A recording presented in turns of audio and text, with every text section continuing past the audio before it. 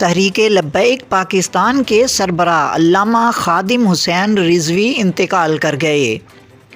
خاندانی ذرائع نے تصدیق کی ہے کہ علامہ خادم حسین رضوی کو گزشتہ چند روز سے بخار تھا اور وہ آج انتقال کر گئے ہیں۔ واضح رہے کہ مذہبی و سیاسی جماعت تحریک لبیک پاکستان کے سربراہ علامہ خادم حسین رضوی نے گزشتہ دنوں فیض آباد اسلام آباد میں ہونے والے تحریک لبیک پاکستان کے دھرنے کی بھی قیادت کی تھی اور اسی دوران انہیں بخار ہوا تھا۔ طبیعت خراب ہونے پر علامہ خادم حسین رضوی کو شیخ زاید اسپتال لے جایا گیا، جہاں آج ان کا انتقال ہو گیا۔ علامہ خادم حسین رضوی کی میت اسپتال سے ان کے گھر منتقل کر دی گئی ہے، جبکہ گھر کے باہر بڑی تعداد میں تحریک لبیک پاکستان کے کارکن اور ان کے عقیدت مند جمع ہو گئے ہیں۔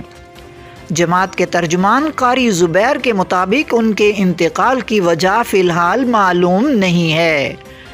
ان کا کہنا ہے کہ علامہ خادم حسین رضوی کی گزشتہ چند روز سے طبیعت خراب تھی۔ ان کے مطابق جماعت جلد بیان جاری کرے گی۔ واضح رہے کہ علامہ خادم حسین رضوی کا تعلق ضلع اٹک سے تھا۔ وہ 22 جون 1966 کو نکاتوت میں پیدا ہوئے۔ علامہ خادم حسین رضوی نے جہلم و دینا کے مدارس دینیہ سے حفظ و تجوید کی تعلیم حاصل کی اور جامعہ نظامیہ رضویہ لاہور سے درجہ نظامی کی تکمیل کی۔